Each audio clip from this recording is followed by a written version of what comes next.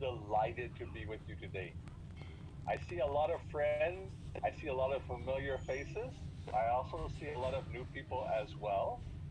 I kind of miss many of the people in Vietnam. With the lockdown, I haven't been able to see many of you in person. Normally, every couple of weeks, either Vivian or myself will be there, but no one is able to travel at the moment, so we had to switch to video. But I still appreciate you. I like seeing your wonderful smiles, and I'm so glad to be with you tonight.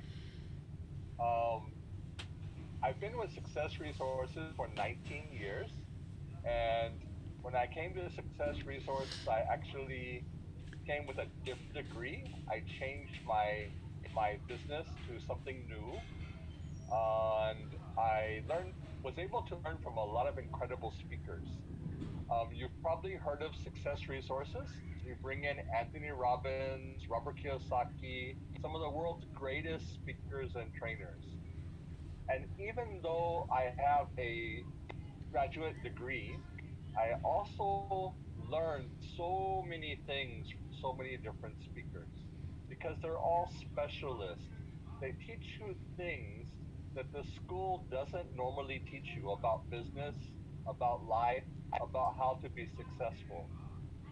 Schools teach you how to get a good job, to get a good paycheck. But in the world today, many people are losing their jobs.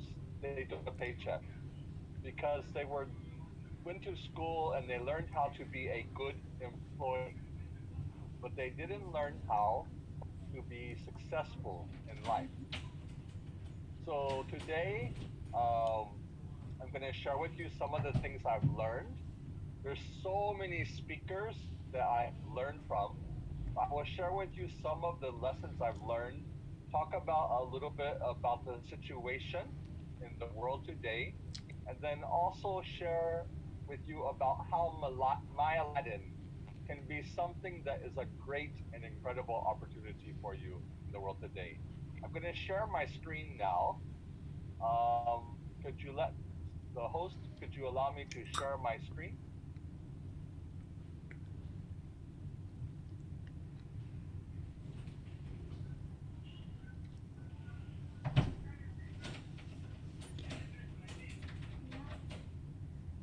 Okay, so I'm going to share some slides with you so you can see the slides.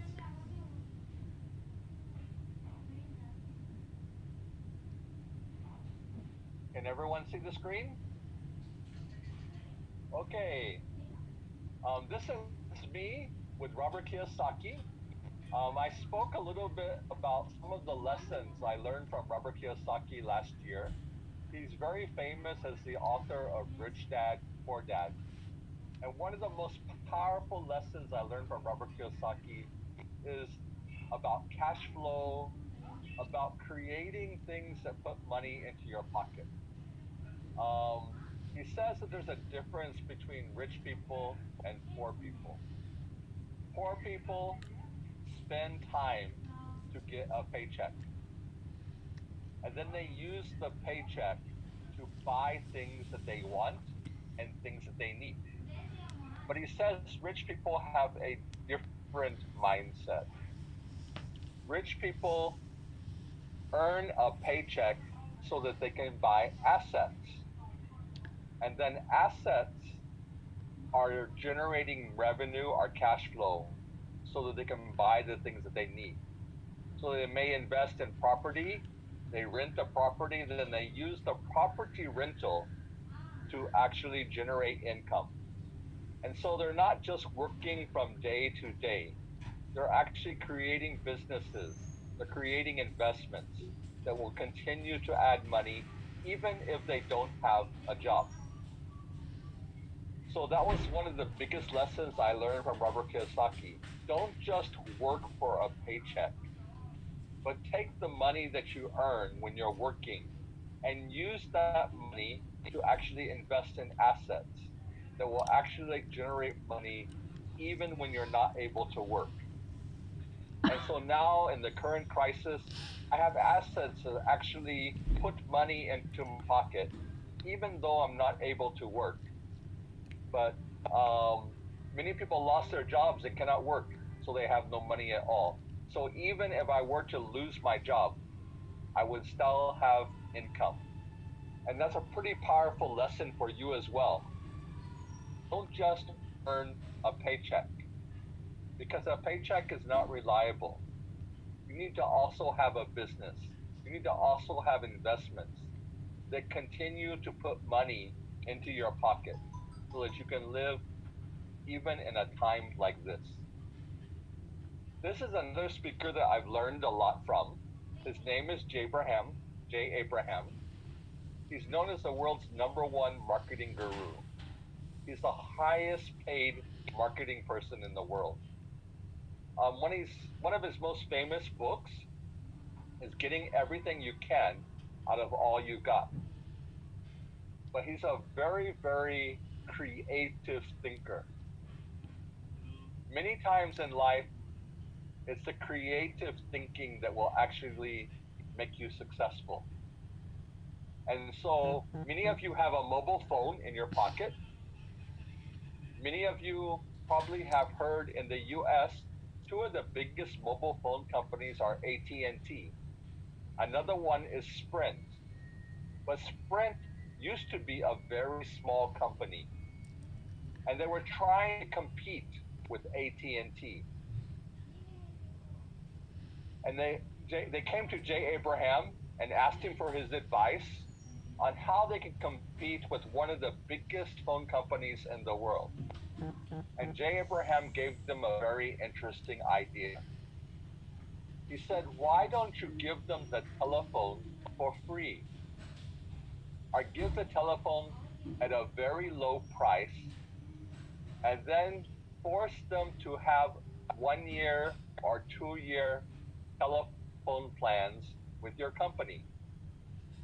And you just increase the price of the telephone plan just a little bit every single month." And so Sprint started with this idea. If you signed up for a Sprint plan for 1 year or 2 years, they gave you a mobile phone or a discounted mobile phone. Actually, if you calculate the price and you just bought the mobile phone, you would be much cheaper. But everyone looks at the monthly bill divided by 12 months or divided by 24 months, and they think, oh, that's not very expensive. And so Sprint used this idea, and now it's being used all around the world. They give you either a free mobile phone or they give you a discount on their mobile phone. But you sign a contract for 1 year or for 2 years, and every month you're actually paying for that mobile phone. It's not really free. You're paying for it because the price every month is a bit more expensive. But people like it. That was Jay Abraham's idea. And now almost every company does the same thing because everybody thinks they're getting a free phone or a discounted phone and they can pay it out over a long period of time instead of paying for it just at once. So he's a very creative person.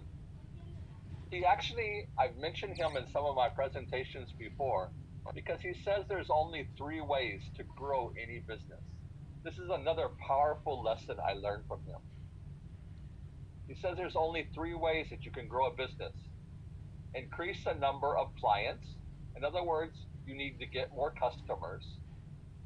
Increase the average size of the sale from the client. In other words, get them to spend more. And the last way is get them to come back more often. Increase the number of times clients return to buy again. And he says that no matter where you are in the world, if you have a business, if you want to make more money, this is the only three ways: get more customers, get them to spend more, get them to spend more often. And that's a powerful lesson that we use from MyAladdinz as well, which I'll talk to you about a little bit later. The last thing he talks about is something that is very interesting. He says The man that goes to a hardware store to buy a power drill doesn't really need a drill. He needs holes. In other words, if somebody goes to the store and he buys a drill that drills a hole in the wall, he's not buying it because he wants to have a drill. It's not an exciting thing to have a drill. He buys it because he wants what that drill can do. In other words, he wants to build something. He wants to put a hole in a wall or a hole in a piece of wood. He has a purpose for it. There's a reason for it. He doesn't buy it because he wants the drill. He buys it because it does something that he needs. And that's also a very powerful marketing lesson that I think about in everything that I do, especially when I'm telling other people about my business or about the things that I do. People don't buy something just because they want to have it. They buy it because they have a problem they need to solve. So when you're talking to people about what you do, about your business, about products, don't think, oh, I have a device, it's called a phone, and it has 32 gigs of memory, it has a very nice screen, it has a very long battery. That's not the main thing they're interested in. They want a phone where they can talk to people, where they can go to the internet, where they can connect with the world. And so it's not so much about what the phone has inside. Actually, no one really cares what the phone has inside. It's what the phone can do for them. And that's another thing about My Aladdin also. It wasn't created so that people can say, oh, I'm a member of My Aladdin. It's something exciting. It's like award. But actually, that's not what My Aladdin was created for. It was created because the world needs to buy things. Money is an issue. People want to have discounts, and it can help them in their business and also in their life with their family to have a better life. Another person that I've learned from is called Jordan Belfort. You've probably heard of him. There's a picture of me with Jordan Belfort. He's known as the Wolf of Wall Street. I wonder how many of you seen the movie The Wolf of Wall Street with Leonardo DiCaprio. It's quite a famous movie. One of the scenes in the movie, he asks, he holds up a pen and he says, sell me this pen. And the first person says, oh, this is a pen. It has ink. It's made of metal. It's a very nice looking pen. And Jordan Belfort looked at him and said, next. You don't know how to sell a pen. So he goes to the next person. And he goes around the room and everybody asks, how do you sell this pen? Eventually, he comes to one person, and that person says, hey, I need your signature on a very important document that can make you a lot of money. Could you please sign it for me? And Jordan Belfort says, but I don't have a pen. And the person says, let me sell you one. In other words, it's the same idea. A lot of times when we try to sell things to people, it's not about what we're selling. It's about how it helps the person. It's about how it helps the business. It's about what it can do for them. It's about helping them with a problem. And if we know that problem and we can help them with the problem, we don't need to sell. All we need to do is tell them, and they will be happy to join or happy to take our product. It's another very, very powerful lesson that I like. Sell me this pen. It's not about the pen, it's about what the pen can do for you. How can it change your life? How can it make a difference? If people come up to you and try to sell you something, most people run away. But if you come up and you try to make a difference in their life and help them with their problems, they're very interested to hear. And that's a powerful lesson for life. It's also a powerful lesson for business. Here's another person that I got to meet. You might recognize Richard Branson. He's one of the most successful businessmen in the world. You've probably heard of Virgin Airlines, Virgin Records. He has over 200 different companies. You might wonder about this man. He seems like a very ordinary person, but if you've heard of Virgin Airlines, it's one of the most successful airlines in the world. But it got started in a very interesting way. He told me this story. I mean, you might have remembered. I got to meet him in 2013. He came to Singapore and he had made a bet with Tony Fernandez of Air Asia in Malaysia. They both like to race cars, and just before they came, they had a bet with each other that whoever lost the race would have to dress up as a flight attendant and serve on the flight to the other person. So here, Richard Branson lost. So when he flew to Asia, he had to dress up as a flight attendant with lipsticks, and he had to serve the passengers. Of course, Richard Branson is a funny guy. He said, "Oh, I'm a terrible flight attendant." And he dumped all the drinks over Tony Fernandez on the flight. And of course, everyone was laughing. So maybe Richard Branson had a good laugh. He says, "Oh, you really wanted me to be a flight attendant. Now you're covered in coffee and drink because I'm not a very good flight attendant. I'm a businessman." And it was a very funny situation. And that happened just before he came to Singapore when I got to listen to him. But he told an interesting story about how Virgin Airline got started. Because he and Tony Fernandez, they both have their own airlines. Tony Fernandez has Air Asia. Richard Branson has Virgin Airlines. He actually started Virgin Airlines because he was in Costa Rica in the Caribbean islands on an island, and he had a flight that was canceled. And so he couldn't get from Costa Rica to the Virgin Islands where he wanted to go. So he thought, okay, I have money. I will hire a private plane to take me there instead of flying on the airline.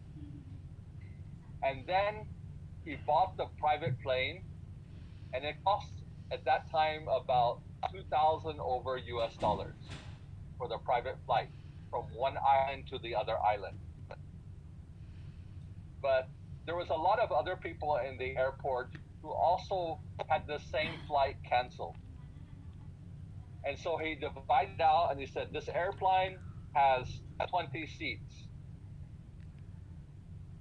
And he divided the cost by 20 and he sold it to all the other passengers who also had their flight canceled. And then basically he got to fly for free from one island to the other island because all the other passengers bought the seats. And then he thought about, why don't I do this as a business also? And he created Virgin Airlines. It was a very difficult situation. It was something that he didn't plan for. He couldn't travel where he wanted to go. His flight was canceled. It was an obstacle. It was a crisis. He had to be there at a certain time.